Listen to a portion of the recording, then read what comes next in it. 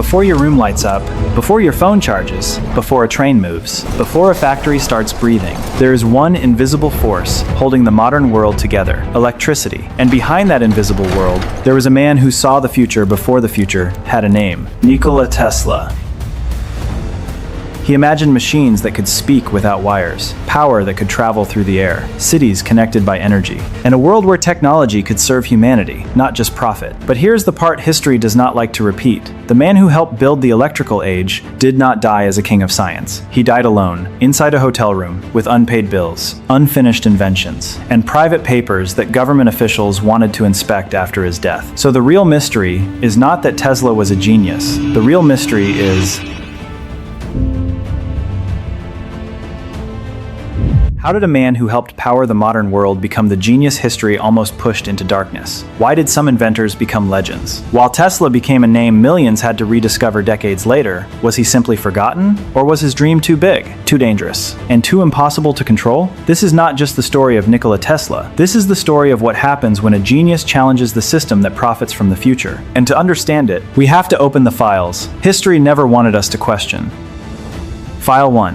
The patent that powered the world. In 1888, a document appeared in the United States Patent Records. Patent number US 381968A. On paper, it was called an electromagnetic motor, but in reality, it was one of the blueprints of the modern electric world, because inside that patent was not just a machine. It was a new way to think about power. A motor that could run with alternating current, a system that could move energy farther, a technology that could help electricity escape the limits of small local stations. Today, alternating current is so normal that we barely think about it. It hides behind walls. It flows through cities. It powers homes, buildings, factories, trains, elevators, machines, and the invisible systems that make modern life possible. But in Tesla's time, electricity was not normal. Electricity was a battlefield. On one side was direct current, DC. On the other side was alternating current, AC. Thomas Edison supported DC. Nikola Tesla believed in AC. And this was not just a technical argument. It was a war over who would control the electric future. DC had one serious problem. It could not easily travel long distances without losing power. That meant electricity had to be generated close to the people using it. More stations, more wires, more cost, more control. But Tesla's AC system could travel much farther. It could be transformed to higher voltage, sent across distance, and then reduced again for practical use. That one difference changed everything. It made large electric grids possible. It made factories more powerful. It made cities easier to light. It made electricity scalable. In simple words, Edison wanted to sell light. Tesla wanted to power civilization. But history has a cruel rule. It does not always remember the person with the best idea. It remembers the person who controls the system around that idea. Tesla was a genius inventor, but he was not a ruthless businessman. He could see machines in his mind before building them. He could imagine electrical systems before most people could even understand the problem. He could design motors, currents, circuits, and machines with a clarity that made him seem almost unreal. But he was not made for corporate war. He was not made for legal battles. He was not made for investors, publicity, contracts, and ownership games. And the world he entered was not built for dreamers. It was built for owners. This is where Tesla's tragedy begins. Because the world often says it loves genius, but it only rewards genius when genius comes with protection. A patent can protect an idea, a company can protect a market, money can protect a project, media can protect a reputation. But Tesla had something different: vision. And vision alone is powerful, but vision alone is vulnerable. Tesla's AC system eventually won. The world adopted alternating current. Cities lit up, factories expanded, machines became stronger, electricity became the bloodstream of the modern world. But Tesla did not become the king of that world. Other men built companies. Other men built empires. Other men became the public faces of progress. And Tesla slowly lost control of the financial future his ideas helped create. That was the first file. Tesla was not pushed into darkness because his idea failed. He was pushed into darkness because his idea succeeded, without him owning the empire it created. But Tesla was not finished, because after electricity, he started dreaming of something even bigger.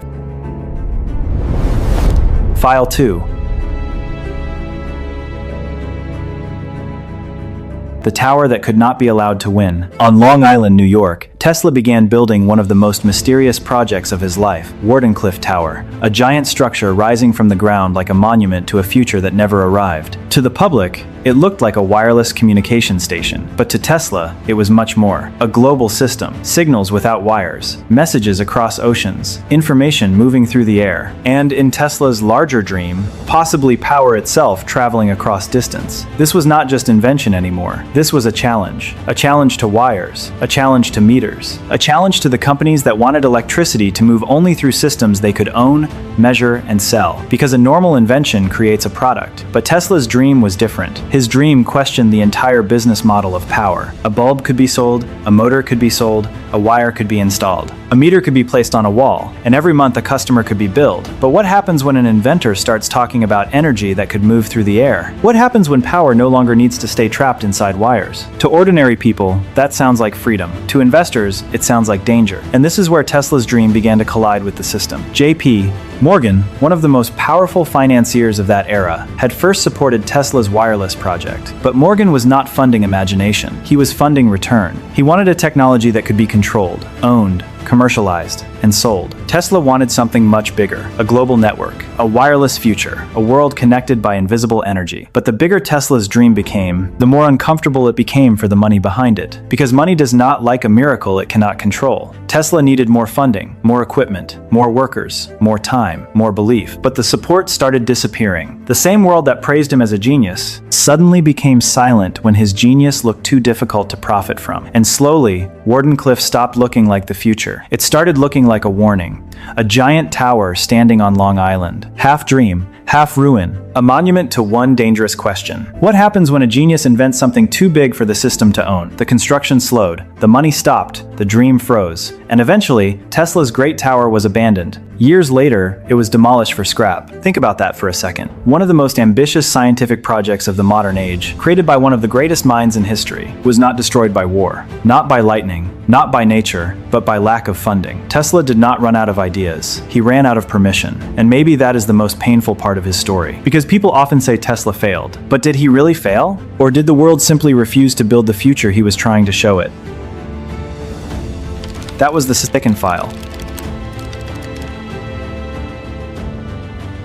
The tower that could not be allowed to win, not because every claim around it was proven, not because every dream was guaranteed to work, but because the idea itself was too powerful, too open, too difficult to turn into a simple business. Tesla wanted to build a system for humanity. The world wanted a product for profit. And when those two visions collided, the system won. But after Wardenclyffe collapsed, something changed. Tesla was no longer seen only as the wizard of electricity. Slowly, the public image began to shift. He became easier to question, easier to ignore, easier to call strange. A dreamer, a loner, a man with ideas too big to be practical. And this is how history begins to erase a person. Not always with a direct attack. Sometimes history erases you by changing how people describe you. A visionary becomes eccentric. A genius becomes strange. A warning becomes a joke. And unfinished dreams begin to speak louder than finished inventions. Tesla had already helped shape the modern electrical world. But now, people were starting to remember him more for what he could not finish than for what he had already given them. And this is the cruelest part. A successful invention can be stolen by the system, but an unfinished invention can be used against the inventor. If it works, others profit. If it fails, the dreamer is blamed. Tesla lived inside that trap. His finished work powered the world. His unfinished work became the excuse to dismiss him. But Tesla's mind did not stop. Even after Wardenclyffe, he kept imagining. He kept writing. He kept speaking about future systems. Machines controlled at a distance. Energy transmitted without wires. Defensive technologies. High-frequency electricity. New methods of communication. Some ideas were practical, some were speculative, some were ahead of their time, some may have been too ambitious, but every idea added to the same image. Tesla was not thinking like a man trying to sell one invention. He was thinking like a man trying to redesign civilization, and civilization does not always welcome redesign, especially when redesign threatens profit. That is why Tesla's story is not just about science. It is about power, the power to fund, the power to stop funding, the power to celebrate one name, the power to make another name disappear. And from here, the story moves into its darkest file. Because Tesla did not only lose money, he did not only lose Wardenclyffe. In the final years of his life, he began losing his place in history itself. File 3.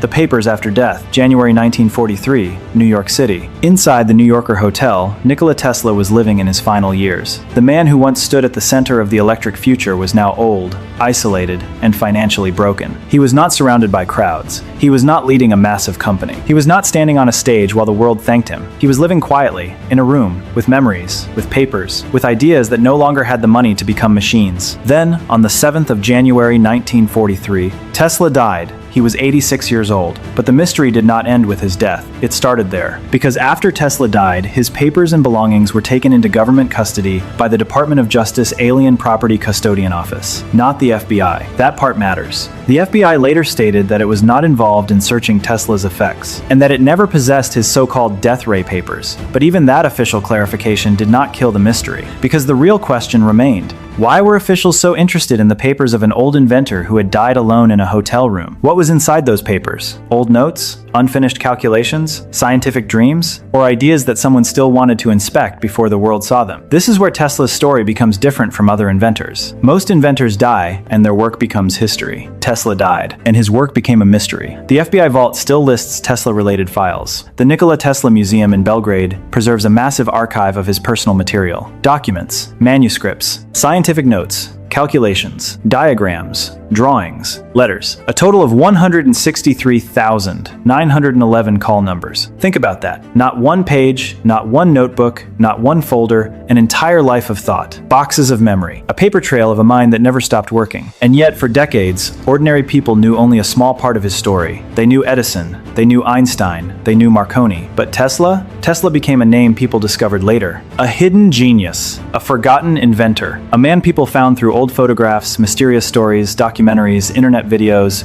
and questions that textbooks never answered clearly. And then people started asking, why did nobody teach us this before? The answer is uncomfortable. Tesla's story was not easy to simplify. History books love simple lines. Edison invented the light bulb. Einstein changed physics. Marconi developed radio. But Tesla's life could not fit into one clean sentence. He touched AC power systems, motors, transformers, remote control, wireless communication, high-frequency electricity, lighting, radio-related technology, and ideas that sounded impossible in his time. In 1898, Tesla received a patent for controlling moving vessels or vehicles from a distance. While many people were still trying to understand basic electricity, Tesla was already thinking about machines controlled without wires, a machine moving because signals told it to move, a vehicle responding without a human inside, a future where control could travel through the air. Today, remote control feels ordinary, but at that time, it must have felt like magic. And that is the problem with arriving too early. If you are late, the world calls you outdated. If you are too early, the world calls you crazy.